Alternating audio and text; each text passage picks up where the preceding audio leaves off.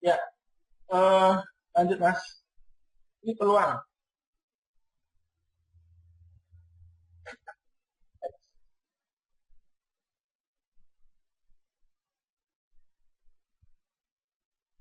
Lanjut Mas. Satu lagi. Nah, kita bisa melihat di sini ada beberapa peluang yang bisa kita dapatkan dan belum dioptimalkan. Sudah ada, namun sepertinya masih hanya di beberapa universitas, yaitu adanya peluang program pertukaran pelajar exchange, karena kebetulan saya kenal dengan salah satu mahasiswa dari Korea, mahasiswa S1, yang dia melakukan exchange di kampus ini karena pada umumnya termasuk di Indonesia itu S1 adalah 4 tahun. Nah, tahun terakhir itu mereka gunakan sebagai media untuk exchange, dan dan itu diakui sebagai kredit untuk menyelesaikan um, pendidikan di negara masing-masing. Nah, ini mungkin bisa menjadi pekerjaan yang menarik buat pendidikan di Indonesia, uh, untuk exchange. Nah, kemudian double degree bisa juga untuk promosi kebudayaan, karena terutama untuk teman-teman PPI Prancis kita juga bisa bersinergi dengan pihak pemerintah di sini. Kemudian fast track program itu yang mungkin sudah dilakukan oleh beberapa universitas, magang dan lanjut PhD. Nah, ini kesempatan yang baik bahwa teman-teman yang bisa menunjukkan kinerja atau prestasi yang baik, biasanya profesor di sini langsung memberikan rekomendasi untuk mendapatkan beasiswa yang lumayan besar dibandingkan dengan beasiswa dari Indonesia. Kemudian untuk bidang PhD, waktunya sudah 10 menit. Next, next saja Mas.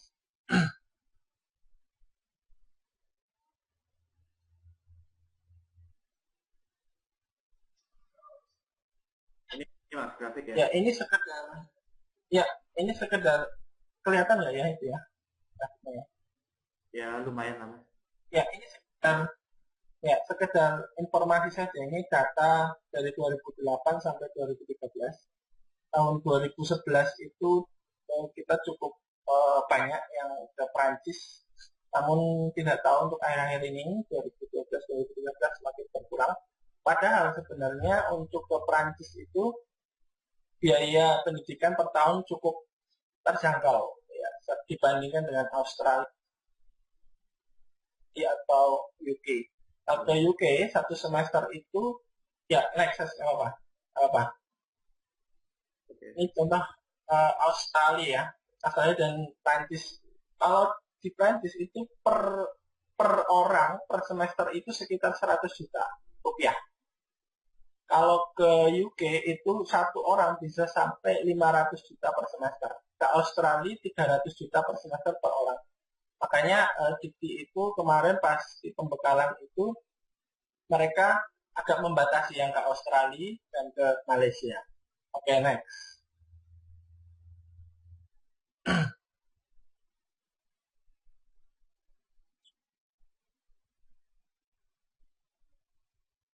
Ya, untuk Dikti sendiri, beasiswa Dikti ini sebenarnya kuotanya sangat berlebih. Jadi ada 800 kursi beasiswa yang sebenarnya bisa diraih, namun mungkin maksimal sekitar 400-450 per tahun. Jadi masih ada banyak beasiswa terbuang di sini yang mungkin kita bisa informasikan ke teman-teman di Indonesia.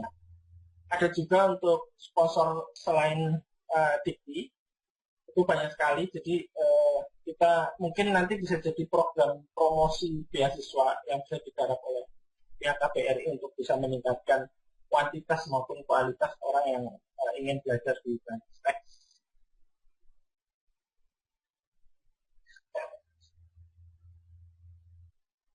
Ya, ini sekedar permasalahan ya, dan ini pasti terjadi pada teman-teman semua di sini ya.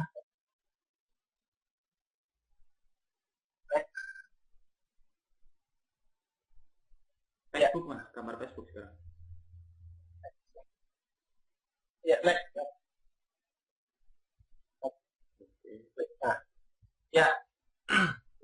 salah satu kendala, bukan salah satu ya, banyak kendala yang bisa kita lihat di sini Pak Surya. Beasiswa terlambat ini apa ya, klasik sekali Pak. Saya 2011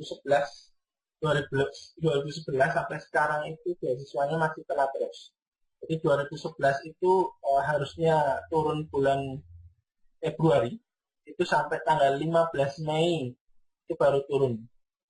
Nah, sekarang 2015 kemarin sempat ribut sampai muncul di media banyak sekali, dan ada yang kasihan sekali saya perhatikan dari Paris, teman dari Paris itu sampai telat berbulan-bulan Pak.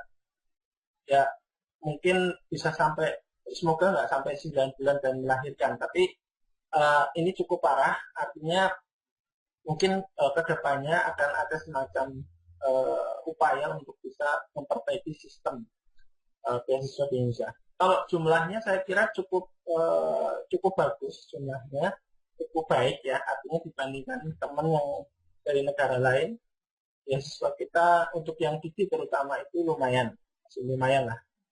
Kemudian standar hidup, adanya perbedaan antara kalau Mas Wisnu nggak suka dengan istilah desa dan kota, tapi mungkin ini ada perbedaan standar hidup. Jadi kalau di Jepang itu ada Tokyo itu sendiri berbeda dengan wilayah lain untuk beasiswanya.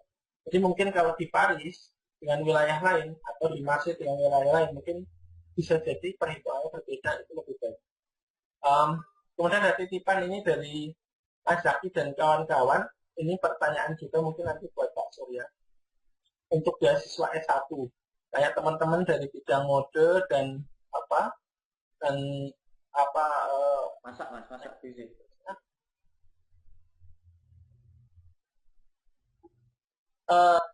Nggak ada beasiswa untuk bidang S1. Nah ini mungkin jadi pertanyaan.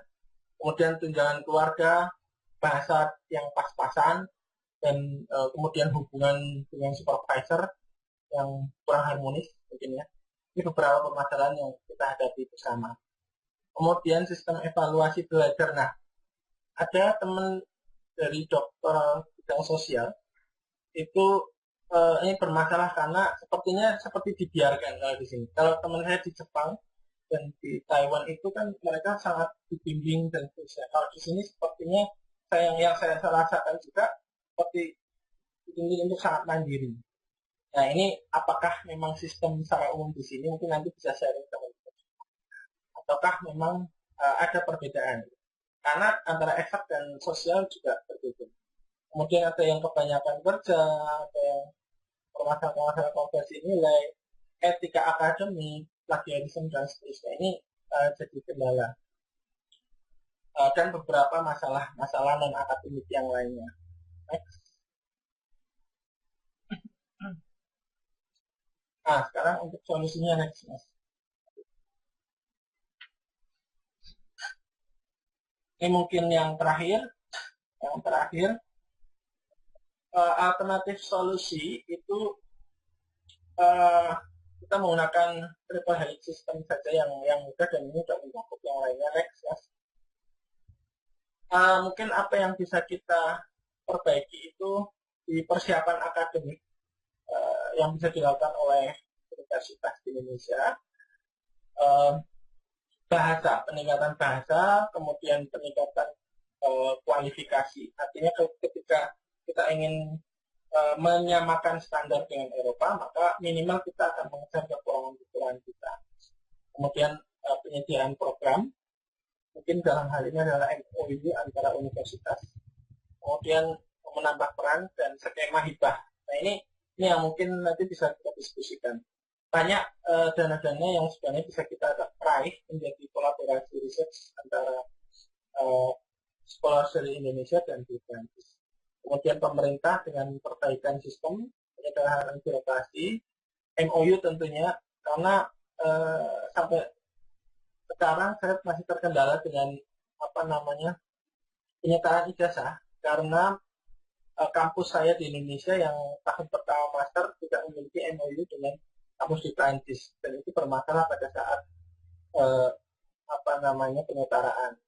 Kemudian industri di Indonesia juga memiliki peran untuk bisa mensukseskan pendidikan di Indonesia dengan cara menawarkan beasiswa melalui program CSR mereka, atau mungkin mereka melakukan integrasi sehingga kita bisa melakukan internship program di industri di Indonesia yang mungkin berkolaborasi dengan perusahaan di Prancis dan seterusnya. Jadi mungkin itu dari saya, Mas. Terima kasih. Assalamualaikum warahmatullahi wabarakatuh. Waalaikumsalam.